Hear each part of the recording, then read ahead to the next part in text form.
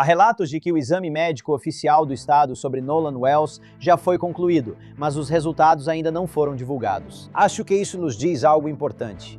Quero falar sobre isso e sobre os novos desdobramentos que estamos vendo, como prisões e um possível novo vídeo que pode ser divulgado. Bem-vindo ao Sidebar da Law and Crime. Eu sou Jesse Weber. Mais uma semana e surgem novidades sobre a misteriosa morte de Nolan Wells, o jogador universitário de futebol americano de 18 anos, cujo corpo foi levado até a costa 2 dias após desaparecer durante um passeio de barco na ilha Horn, Mississippi, no fim de semana do 4 de julho. Essa ilha barreira, a 16 quilômetros da costa do Golfo. Mais tarde, vou trazer o investigador forense de mortes, Joseph Scott Morgan, porque acredito que o anúncio de que a autópsia oficial do estado de Nolan foi concluída, os resultados ainda não foram divulgados, pois a investigação continua. O caso deve ser enviado a um grande júri para decidir sobre possíveis acusações criminais. No entanto, acredito que esse anúncio divulgado, de que o relatório está pronto, a autópsia foi concluída. Acho que isso é revelador. Acho que, quando você observa o momento em que o relatório foi concluído, isso, por todos os relatos, significa que o laudo toxicológico chegou. Isso pode dizer alguma coisa. Eles agora têm a causa e as circunstâncias definitivas da morte de Nolan Wells, e eu vou entrar nesse assunto com Joseph. E a propósito, tudo isso é baseado em reportagens da WLBT, que dizem que autoridades familiarizadas com a investigação afirmaram isso. Então, além de tudo isso, além do fato de que, aparentemente, eu odeio dizer isso, mas não estou surpreso. Você sabia que há um laudo toxicológico falso circulando na internet? Sim, de acordo com a WAPT-16, o comissário de segurança pública do Mississippi, Sean Tindall, está avisando ao público que há um laudo toxicológico falso circulando na internet. Ele postou isso nas redes sociais. Abre aspas, o suposto laudo toxicológico de Nolan Wells, que está circulando nas redes sociais em várias plataformas, é fraudulento. A família, os amigos e, mais importante, o próprio Nolan merecem mais respeito. Não me surpreende vermos isso, pois surgiram muitas teorias e desinformação. Como vamos abordar, há alegações de assédio. Vou te dar mais algumas atualizações aqui. Se você acompanha esse caso, sabe que tudo gira em torno do paradeiro e da linha do tempo de Nolan. Ele deixou os amigos e decidiu ficar em Horn Island para conversar com uma jovem e nunca voltou para o continente? O escritório do xerife solicitou ao público fotos e vídeos sem tarjas daquele fim de semana para criar uma linha do tempo. Também já falamos sobre a chamada de socorro, relatando que o barco estava entrando água. O barco em que Nolan parecia ter estado em algum momento. E surgiu um vídeo em que não parece que Nolan está a bordo em determinado momento, o que significa que ele possivelmente estava em Horn Island. E falamos sobre a polêmica em torno desse áudio estranho da chamada de socorro, onde alguns acreditam que é possível ouvir pessoas ao fundo sugerindo que Nolan está em apuros ou que ele está morto. Conversei com um especialista em áudio que disse querer ouvir o áudio original sem cortes. Ao analisar a gravação, afirmou não ter ouvido o que as pessoas dizem ouvir ao fundo. Há também quem argumente que se Nolan estivesse morto ou morrendo, por que alguém no barco ligaria para a central exatamente naquele momento, durante tudo aquilo? Além disso, sem contar que, Nolan está com problemas. Então, se não há nada suspeito acontecendo e ele está sofrendo com alguma coisa, por que eles não teriam mencionado isso para a central? Quero dizer, de novo, essas são algumas das coisas que não fazem muito sentido. Da mesma forma, alguém pode dizer que não faz sentido que ninguém, até agora, pelo que podemos perceber com base nas informações públicas. Não sabemos como está a investigação, mas pelas informações públicas, ninguém viu ou ouviu Nolan em apuros ou se afogando. Mas, novamente, não participamos da investigação. Vamos aguardar os resultados. Eu digo tudo isso para dizer que, aparentemente, um novo vídeo surgiu. Tem essa filmagem aqui que foi postada no Instagram por um usuário, onde você vê o barco McDaddy e que aparentemente corresponde às imagens obtidas e divulgadas anteriormente. Agora, vale notar que a pessoa que aparentemente gravou esse vídeo disse que registrou isso às 11h17 da manhã. A TMZ afirma que os metadados mostram que isso foi gravado às 2h23 da tarde. Agora, lembre-se, a versão atual é que aqueles que estavam com Nolan o viram pela última vez às 15h. E as imagens, novamente, aparentemente correspondem às imagens antigas de um homem negro usando aqueles shorts azuis, que aparentemente são os mesmos que Nolan parece estar usando em uma foto que circulou dele naquele dia. Então, esse novo vídeo parece ter uma imagem mais nítida. A TMZ afirma que os adultos no quadro são diferentes dos que aparecem naquele vídeo antigo. Então, essa é atualmente a última imagem conhecida de Nolan Wells antes de seu corpo dar a costa naquela ilha.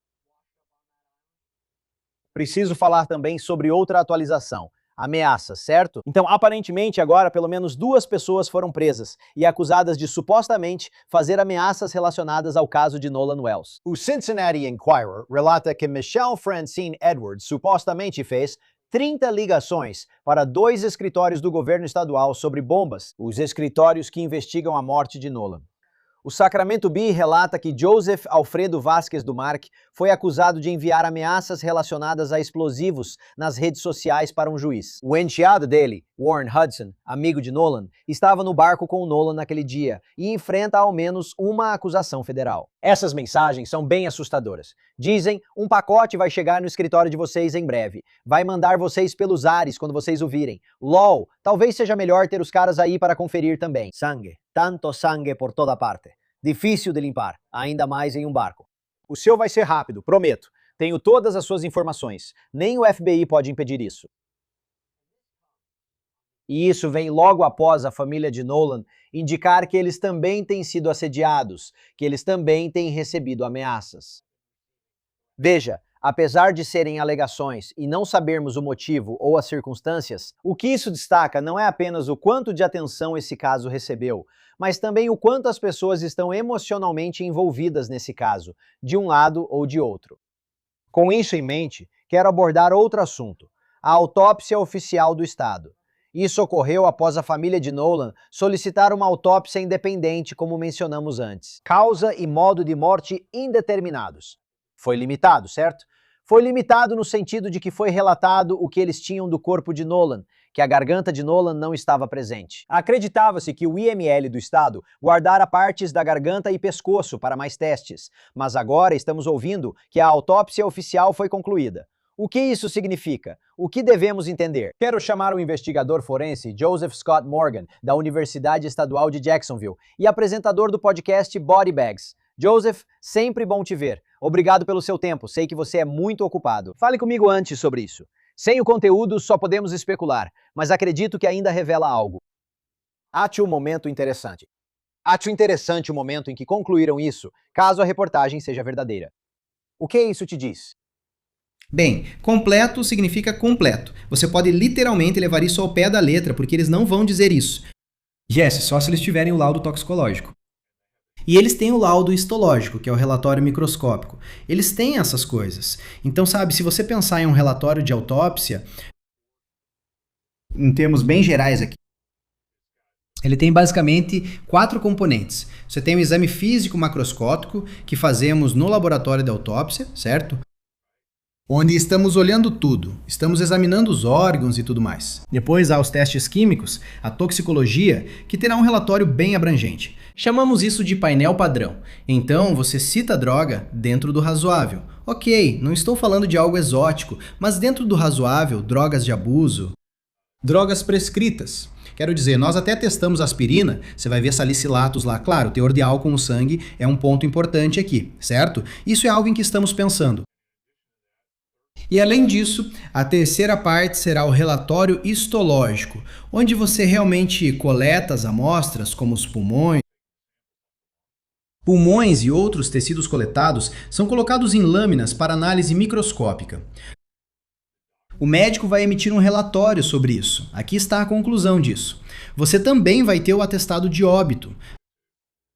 E vai ter, na minha opinião, pelo menos vai trazer o tipo de morte, um dos 5 tipos. Todos estão se perguntando o que será isso. E então vai ter uma causa específica da morte ali. Deixe-me perguntar algo. Então, sabemos que a parte física inicial da autópsia foi feita em 7 de julho e que os testes, como você disse, levam mais tempo. A histologia, como você disse, pode demorar dias ou semanas. Tudo isso faz parte deste relatório. Se foi concluído nesse período, quero dizer, minha principal pergunta é: Isso significa para você que eles sabem a causa e o modo da morte, que não vai ser indeterminada do mesmo jeito que foi na autópsia independente? Sim, eu não, sabe? Eles têm todos esses componentes, eu acho, e eles têm uma ampla variedade de coisas para escolher. Eu ficaria muito surpreso se permanecesse indeterminado nesse ponto, considerando o quanto tempo eles tiveram para fazer a avaliação científica. Já estamos em agosto agora, certo? Certo. Mesmo que você esteja fazendo consultas, digamos que você esteja fazendo uma consulta de neuropatologia, onde você traz um neuropatologista para examinar tecidos nervosos do sistema nervoso, mesmo que você esteja fazendo algum tipo de consulta em toxicologia, você já teve tempo mais do que suficiente para fazer isso até agora. E eles também já tiveram tempo suficiente para rodar os exames. Então, na minha opinião, sim senhor, nós vamos ter algo que, você sabe. E claro, o grande ponto aqui é: por que não podemos ver isso? Bem, se devemos acreditar no que ouvimos, certo? E não quero roubar sua deixa, mas acho que foi a ABC que noticiou no fim de semana que isso já foi divulgado. Se isso já está ou se já foi concluído. O próximo passo é o grande júri, por isso não vemos isso nele. Sim, é exatamente o que parece, e faz parte do arquivo investigativo. Não sabemos em que estágio o escritório do xerife está na investigação, se já podem entregar ao promotor para possível apresentação ao grande júri. E mesmo se for apresentado, se acusações criminais seriam ou não recomendadas, isso faz parte do processo. É sim. O que me faz pensar, se você está lidando com um caso de grande repercussão, onde o mundo inteiro, o país inteiro está assistindo, qual é a causa e o modo da morte? Você precisa escrever o relatório de uma certa forma para, supondo por um momento, de qualquer maneira, assumindo que existe, digamos que seja um afogamento acidental, ou digamos que eles acreditem que houve algum tipo de crime. Como você escreve o relatório de uma forma em que há tantos rumores, tanta especulação, tanta desinformação, tantas teorias? Isso afeta a forma como o relatório é escrito? Deus, eu espero que não. Você precisa se manter firme e seguir seu treinamento aqui. Você não está tentando se agradar com a opinião pública. Isso é a pior coisa que você pode fazer. Não só para este caso, mas para qualquer caso que você possa pegar no futuro, certo? Você não quer se desviar do que é o padrão normal. Agora, de volta para você, eu diria que é melhor garantir que você seja muito, muito minucioso. Isso, e é por isso que, se fosse eu, e esse fosse o meu mundo, que você sabe, que eu estivesse habitando, eu recomendaria que esse relatório fosse revisado pelo maior número possível de pessoas da comunidade de patologia forense, mantendo as informações seguras dentro da bolha investigativa. Então, se você tem vice-chefes de medicina legal lá, vocês entrem aqui. Aqui está o relatório, aqui estão as minhas conclusões. O que vocês acham? Doutor A, Doutor B, Doutor C, Doutor D. Você reúne o conhecimento de todos para chegar a uma conclusão, pois é assim que funciona. No fim, quem assina o relatório é o médico que realmente realizou a autópsia. Depois, o chefe do departamento médico legal também precisará aprovar e assinar. Um ponto importante é que isso virá do escritório do médico legista do estado. Mas no Mississippi vigora o sistema de coroner, então sabe quem é o principal responsável? É o legista do condado. E então ele está envolvido nessa conversa, sabe? E eles vão, sabe? O próprio legista vai ter que aprovar isso. Ele é um funcionário eleito naquela área. Se não me engano, o nome do condado é Jackson County. O legista do condado de Jackson é Bruce Lynn. Sim, então ele está envolvido nesse processo, não é apenas o médico legista estadual. Então o legista eleito vai estar envolvido nisso também, como deveria, certo? E, para falar a verdade, ele foi o primeiro, do ponto de vista médico legal, a examinar o corpo desse jovem. Então, quando trouxeram ele do mar, o legista ou um de seus auxiliares estaria lá e o corpo seria levado ao Instituto Médico Legal do Estado. A opinião deles também será fundamental, Jesse. Então, Bruce Lynn disse originalmente à CNN que não havia sinais de lesão física, certo? Preliminarmente. A autópsia independente aparentemente não encontrou nenhuma laceração, marcas ou lesão em tecido profundo, sabe? Incisões ou algo assim. Fora isso, eles falaram sobre essa descoloração avermelhada na cabeça. O que poderia mudar? O que poderia mudar para determinar que havia alguma evidência de crime? O que você procuraria? O que poderia mudar entre uma coisa e outra? Bem, há coisas que o legista não pôde ver naquele momento. Apenas olhando o corpo externamente. Não sabemos o que o patologista viu quando colocou Nolan na mesa. Ok, no escritório do médico legista do estado. Estamos falando do interior, pois é possível ver coisas internamente que não aparecem externamente. E meu amigo, tem outro fator nisso que me deixa muito curioso. E esse é o nível de decomposição. Porque o segundo legista fez referência específica a isso várias vezes em seu relatório. Porque isso, na verdade, meio que, não vou dizer que confundiu, mas isso tornou tudo mais complexo. Esse médico, que, novamente, eu tenho que dizer isso, ele é muito respeitado. Esse cara foi chefe do Instituto Médico Legal em T1 do... Dr. Mitchell? Tudo bem. Sim, Dr. Mitchell, muito conceituado, muito respeitado. Ele fez uma dissecção em múltiplas camadas nessa área aqui atrás, como ele fez. Se não me engano, nunca tinha sido dissecado da forma como ele a dissecou. E houve outras dissecções que também foram feitas, nas quais não vou entrar em detalhes por uma questão de bom senso, mas basta dizer que foi um exame extremamente minucioso. Na verdade, isso se encaixa na mesma categoria, do ponto de vista médico-legal, do que fazemos com os restos mortais de qualquer pessoa que morre sob custódia ou, você sabe, que está sob custódia de um departamento de polícia ou em uma prisão. Essas autópsias são bem intensas e levam horas para concluir. E então ele tomou essa medida neste caso. Então esse cara examinou tudo até agora. E a parte mais importante disso é ele falar sobre o nível de decomposição. Do meu ponto de vista, Jesse, eu quero entender quanto tempo se passou, não só lá na ilha, sabe, onde os restos mortais de Nolan foram encontrados, mas também se aconteceu alguma coisa durante o transporte dos restos dele do Mississippi para Washington, D.C., para a área onde foi feito o segundo exame. Eu só quero saber se os restos mortais estavam degradados a esse ponto. Quanto tempo isso levou? E claro, qualquer tipo de alteração desse tipo vai impactar o resultado final. Nós saberíamos, além do fato de se Nolan foi espancado ou envenenado, nós saberíamos se fosse, digamos, afogamento? Como saber se foi acidente ou se ele foi empurrado? Sim, uma das Acho que se coisas você mais colocar a importantes. cabeça de alguém debaixo d'água, especialmente se estiver embriagada, estou apenas especulando. Mas quão definitivos seriam os resultados? Isso realmente vai nos mostrar o que aconteceu com ele? Ok, vamos lá. Fico feliz que você tenha mencionado isso, porque quando alguém está embriagado, isso compromete sua capacidade de se defender, certo? Sim. E um comprometimento. Eu não conheço a tolerância à Supondo, toxicidade. essa é a grande suposição. Não sabemos o que diz o laudo toxicológico agora, certo? Ou se existe outra substância no sistema dele. Isso ainda está em aberto. Quero entender isso como investigador médico legal de mortes e saber se havia outras substâncias além do álcool no sangue. Eu quero entender isso. Alguma coisa comprometeu a capacidade dele de tomar decisões ou de se defender? E voltando. E esse é um ponto importante, sabe? Voltando à ideia de se... Vamos supor que a água foi usada com uma intenção nefasta específica para causar a morte de alguém.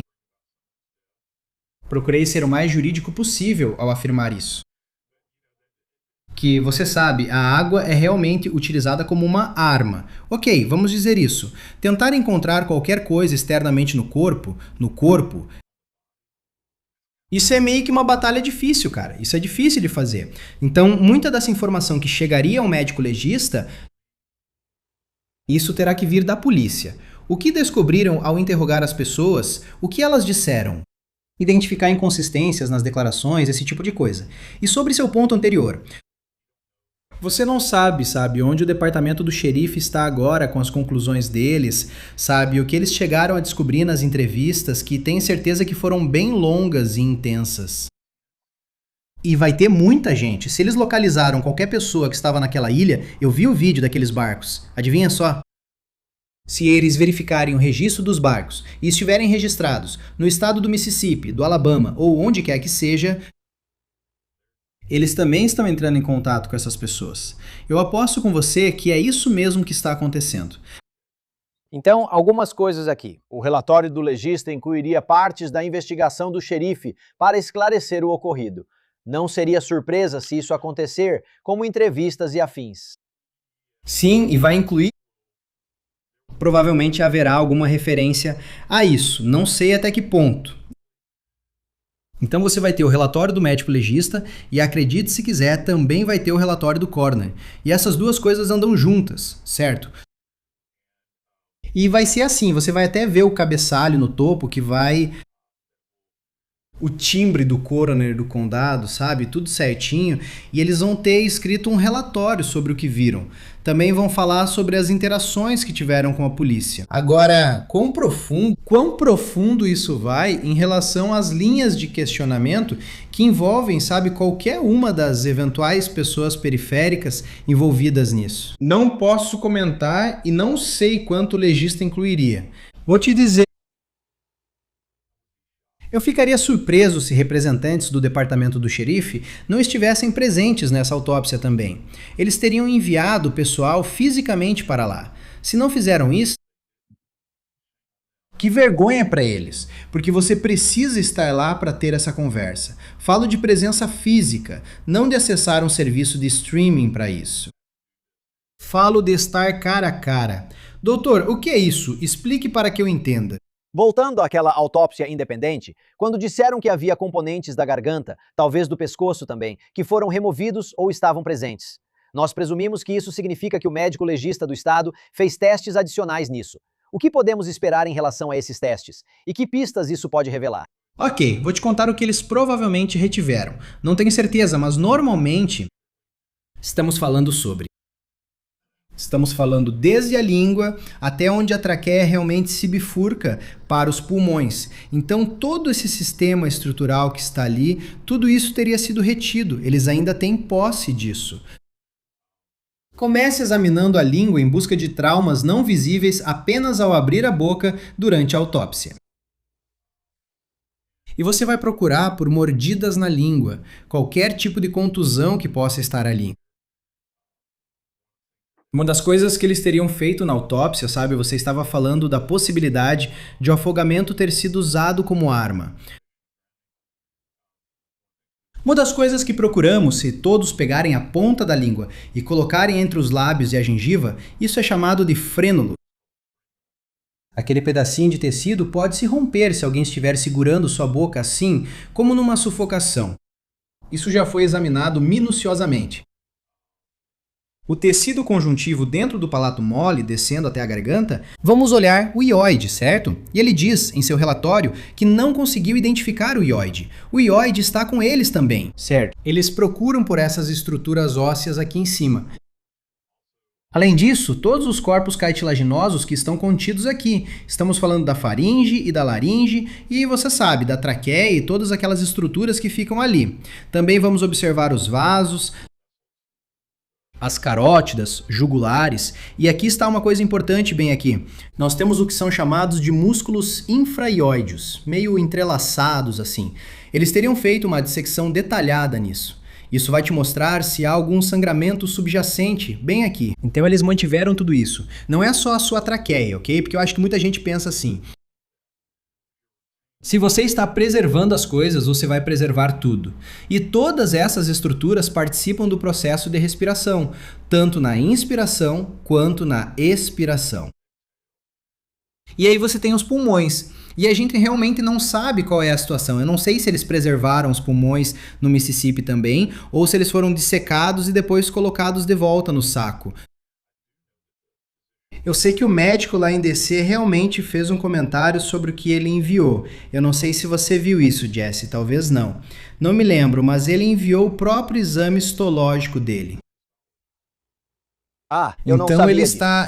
se você verificar o relatório dele, ele realmente faz alusão ao fato de que enviou tecidos para seu próprio exame histológico. Você está dizendo o próprio exame toxicológico dele? Não, histologia, o tecido. Histologia. Sim, porque a essa altura A essa altura, seria muito, muito difícil de fazer. Qualquer tipo de coleta de sangue, coleta de humor vítreo dos olhos, bile, urina, qualquer, quando ele receber os restos mortais. Isso é tão interessante. Antes de eu te deixar ir, Sim, a descoloração vermelha na parte de trás da cabeça, citada na autópsia independente, será mencionada no relatório do médico legista? E se não for, o que isso indica para você? Isso significa que isso não estava no corpo de Nolan durante aquele primeiro. O que essa é uma havia no pergunta segundo exame? fantástica. Pergunta. É por isso que volto à decomposição que o médico anotou. E ele até diz que a capacidade dele e estou parafraseando aqui, por favor, você sabe, não leve isso. Sim. Essas áreas focais que ele meio que sombreia, como um retângulo, o que achei meio interessante do meu ponto de vista. Se não estava lá quando o médico legista do Mississippi viu. Então isso é algo que se desenvolveu como resultado da viagem do Mississippi para Washington DC? Isso foi totalmente um artefato de decomposição? Ou havia algo mais ali? Lembre-se, quando o pessoal do serviço do médico legista do estado do Mississippi, eles teriam visto isso muito antes. Certo? Eles teriam tido, você sabe, e o nível de decomposição não teria sido o mesmo que foi quando levaram os restos dele para DC. E até onde eu sei, o corpo dele não foi preservado, não vi nenhuma indicação disso no relatório, posso estar enganado. Que o segundo, ao fazer autópsias em corpos embalsamados, isso é algo específico? Isso é algo específico que é registrado em segundas autópsias e também em exumações. Surto, vamos ver o que acontece. Eu Vamos nem lá, posso te estou perguntar pronto ou para dizer arrasar. quando teremos resultados, pois não sei em que ponto está a investigação ou quanto tempo levará. O processo vai durar, mas eu sei que você vai estar em exatamente. cima de tudo. De tudo, né? É só me ligar quando quiser, cara. Tudo certo. Joseph Scott Morgan. Ótimo te ver. Obrigado, senhor. Pode apostar, meu amigo. E é isso que temos para vocês agora aqui no Sidebar, pessoal. Muito obrigado por nos acompanharem. E, como sempre, por favor, inscrevam-se no YouTube, Apple Podcasts, Spotify, onde quer que vocês ouçam seus podcasts. Vocês também podem nos assistir no Peacock, da NBC. Se quiserem me seguir, X, Instagram, meu programa na News Nation, Jesse Weber Live, de segunda a sexta, às 23 horas, horário do leste dos Estados Unidos. Até a próxima, pessoal!